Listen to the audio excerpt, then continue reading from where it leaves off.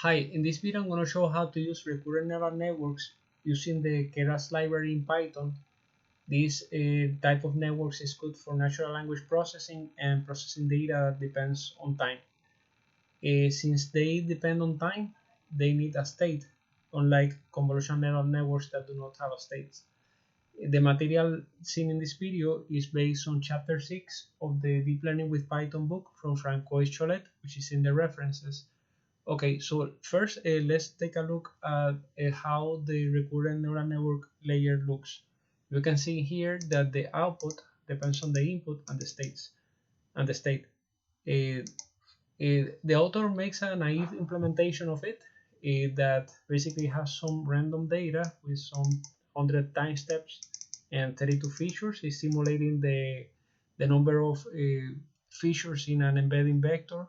For example, in the case of the Imdb database, we're going to see later that it uses the same number. And then the output is the number of features is 64. Okay, so first let's take a look at how the book shows this. So this is the image from the Chollet's book. It's very simple diagram. You have that the recurrent neural network output depends on the input and the previous state. And this is the time view. But you can unfold time and it looks clearer. And it uses this activation, which is the same that we saw in the Python program.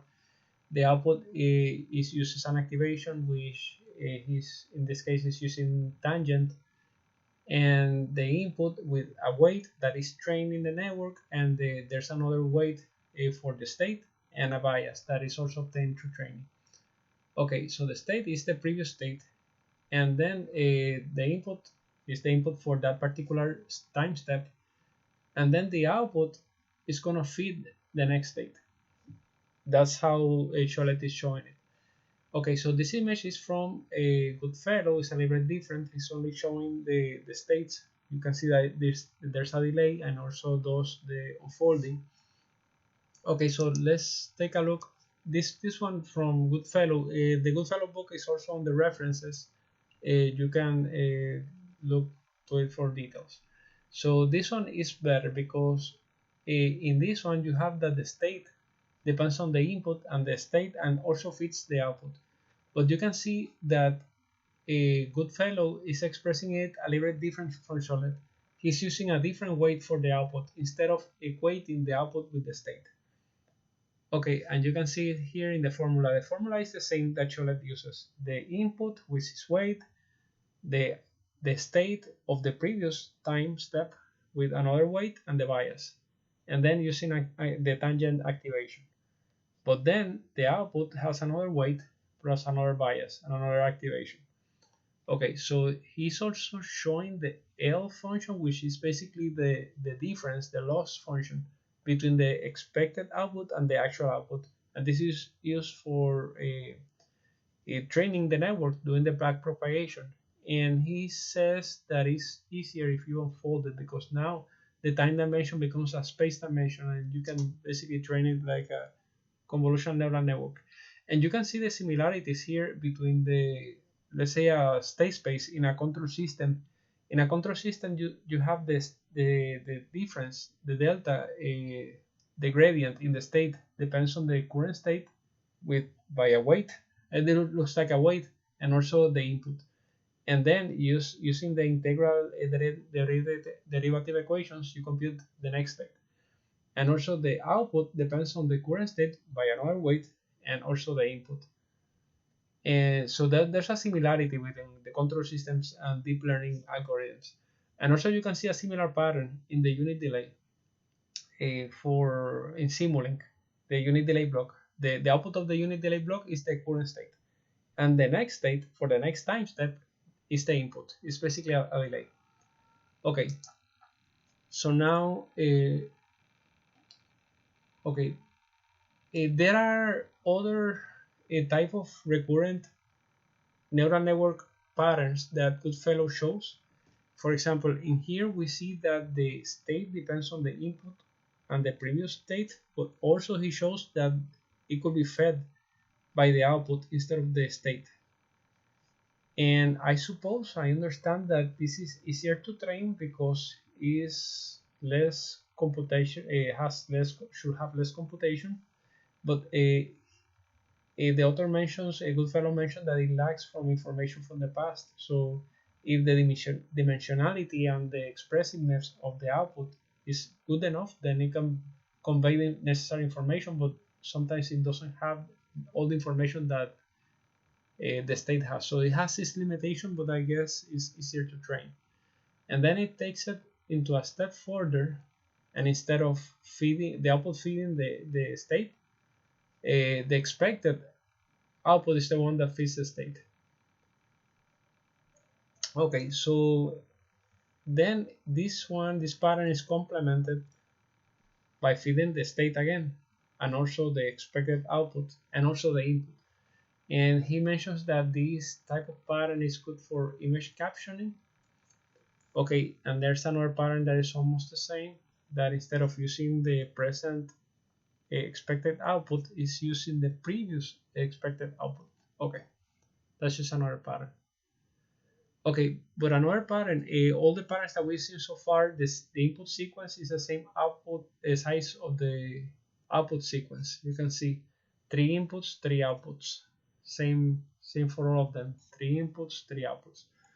But we can also summarize the output. That is, the output sequence is just a scalar, and the input is a vector of time steps.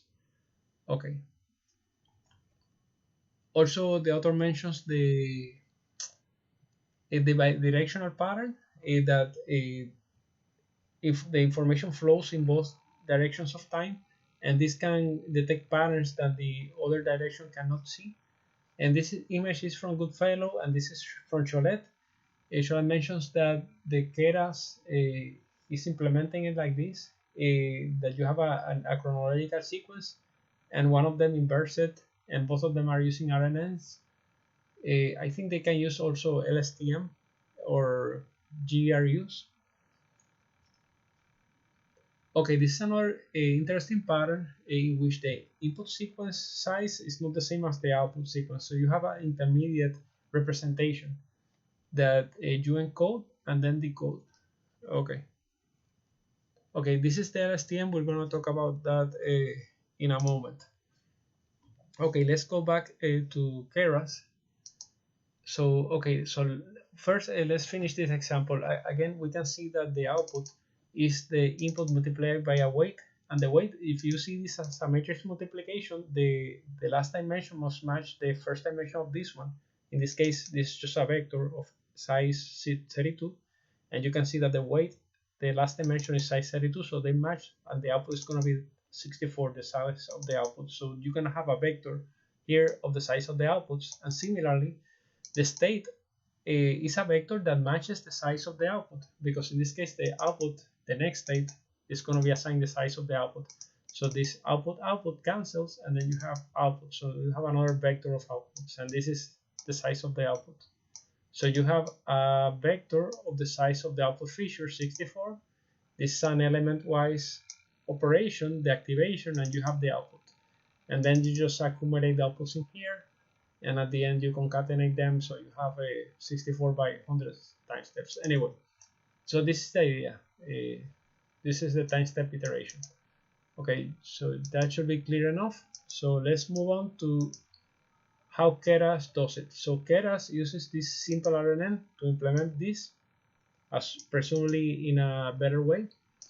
Okay, so in here we're gonna deal with a natural language. So we have an embedding that is gonna output a vector with 32 features expressing the semantics, and the input should be the time sequence.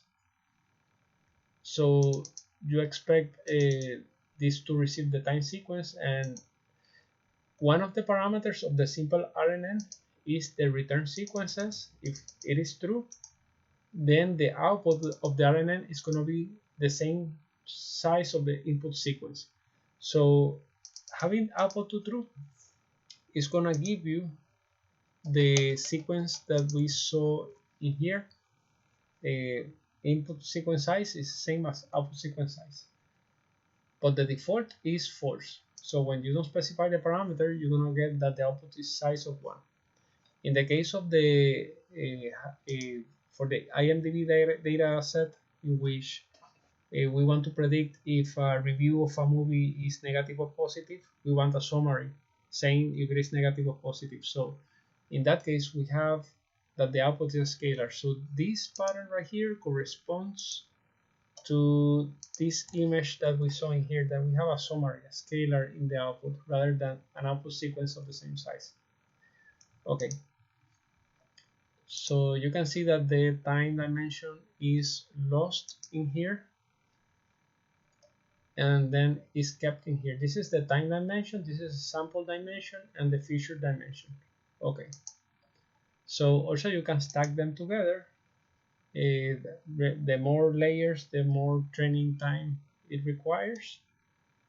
Okay, so let's keep going. Now let's try this with the IMDb dataset for sentiment analysis to determine if a review is positive or negative. Okay, so we're gonna use a 10,000 maximum features. We're gonna load the data. We're gonna have the input output training. This is gonna be we're gonna see how the data looks. Okay, it doesn't take that much. Okay, so each one of these are the movie reviews, so but they are encoded. So let's take a look at the sizes. 218 words. So this one has 564, 62. So some of them has less than 500, some of them have more than 500. So we're gonna this is not good for the neural network, which expect a tensor of fixed size dimensions, and this is variable size. So in order to make it fixed size, we're gonna put a maximum length 500. If you're above 500, then you're gonna cut all the words beyond 500, and if you are below 500, then it's gonna pad with zeros the words to make that dimension of the words uniform. Okay, so you can see here one of the data inputs. The output is going to be a boolean of the both of them. The trained data has the same sample size, 25,000, but this is a boolean and this is a set of words encoded. You will need I think this should have some way to decode from these two words anyway. So from the code, you're gonna go to embedding and then to RNN. Okay, let's keep going. Yeah, the output has the same size, the same number of samples.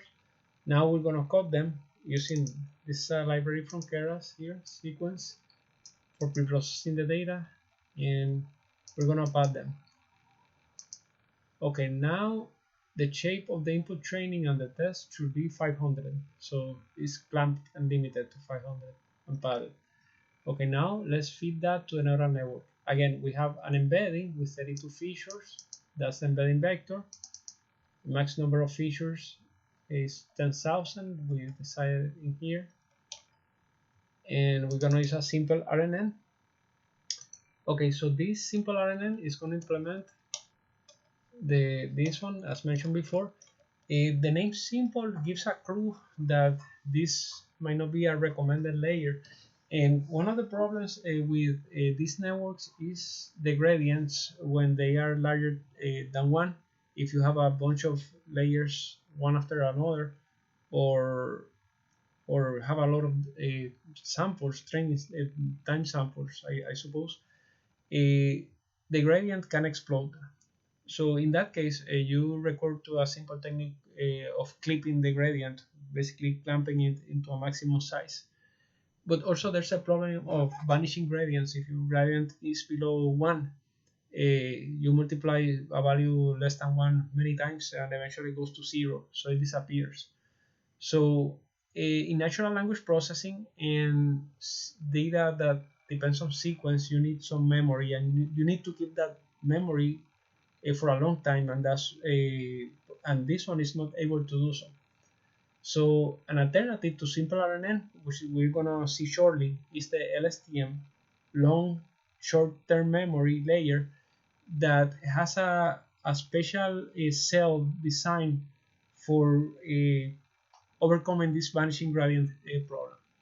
Okay, so we're gonna see that in a moment. First, we're gonna try this IMDb dataset with the simple RNN to see how it performs. So the output is gonna be a scalar, and then you're gonna put it to a fully connected layer with a sigmoid activation to get the classification. Okay, so we can see it in here. Eventually, you have the Boolean classification at the end. So let's try it with the IMDb data, the training data, the expected outputs, and we're gonna split it by 20% for validation. Okay, so we're gonna use root mean square propagation, binary cross entropy, and accuracy as the. Okay, so we're gonna put it to run, and this is gonna take a while, so I'm gonna pause. Okay, finish training in about 5 minutes, and it reached a higher point. The highest point was around 87% rounded, but then it did not generalize well and dropped down to 0.7 and 0.08. So let's take a look at how it looks. I'm not going to give details about this plotting mechanism. You can pause and look in detail if you want. So you can see in here that it reached a pretty high point, 87%, but then there's a big gap between the training and the validation. So there's overfitting in here. So okay, let's compare the performance of this simple RNN that we just used with the LSTM. So that's the layer that we're gonna use now. It's very simple. We just change simple RNN with LSTM. That's the only change we did in here. So let's take a look. It's the same architecture. And before we train, I'm gonna show some details on how the LSTM looks inside. Okay, so this image is from Goodfellow. It's basically showing the LSTM architecture. It's basically a cell. The cell you will see a bunch of these cells in the neural network, and the main property of this is being able to keep some data and pass it forward and update that data. So in here, this is the formula for the state. So we have the current state depends on the previous state, and you have a gate, a forget gate, to forget the previous data to decide if you want to forget or not. And this is parameterized with some weights that are learned during training, and these weights are specific for the forget gate, and the forget depends on the inputs and the previous state and a bias, and has its own activation. Okay, so in addition to decide whether or not to keep the previous data, this is the forget state that multiplies the previous state, you also decide if you want to include new data into the state. So that's why you have this G gate, which also has its own weight for the input and the previous state and its own bias and activation. And then you multiply by the same thing with other weights. So that's pretty common here. And then that state, an activation of tangent is applied to it and multiplied by another gate to determine the output of the cell. Okay, so it's a little bit more clear. This is from the thesis of deep learning for compilers, which is in the list of reference of this video. It's a little bit more clear. You have data that you want to carry on or not. So you have a forget gate that decides whether you want to keep it going or not. And you can see the whole formula here for the next state. So the forget, as mentioned before, has its own weight depending on the inputs, previous state, and bias. And then that determines if the previous value passed or not. And then you decide if you want to include new data from the input and the previous state. And this is your new data. It has its own weights again, and then the activation, the gate. This gate is again has some weights, and then that decides the next state, and the next state is gonna decide inform the new output. That it has its own output with its own weights again, and then it uses the current data to get the output of the long-term short sum memory. Okay, so this representation is the same one that Chollet uses in his book. Again, this is similar to what we see in control system and unit delay block. Okay, so Chollet puts it is very similar as the one from deep learning for compilers. You have that the output has an activation that depends on the input with its own weight, the state, and the data. The data. Now the data is carried over from one time step to the next, and determines the output of the cell, and the output basically is gonna determine the next state. This is basically okay. So you can see in here, this is the output. It's the same as the RNN formula, except that now you consider the data. And the next data depends, again, you have the previous data multiplied by a forget gate that depends on the input and the state and their own weights. And all of these gates, the forget, the gate for the input and the new data, all of them has their own weights and for the input and the state and the bias. And then this is for the new data and the old data to decide if it goes on or not. Okay, so that's it. Let's go back to the Python script. Okay, so we have the LSTM, we saw the summary, now we're gonna train it. And for some reason this takes a little bit longer. Let's see how much it takes. I'm gonna let you know how much time it takes. I'm gonna pause. Okay, it took about 5 minutes to 6 minutes to finish training. So we can see that it went, compare the LSTM compared to the simple RNN, did a little bit better. It went to a high point of 0.89 compared to the high point of 0.86, a little bit higher.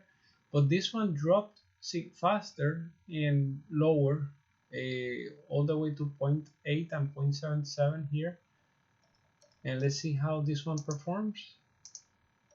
So this one did not drop as low. The lowest was 0.81 and then it did a little bit better.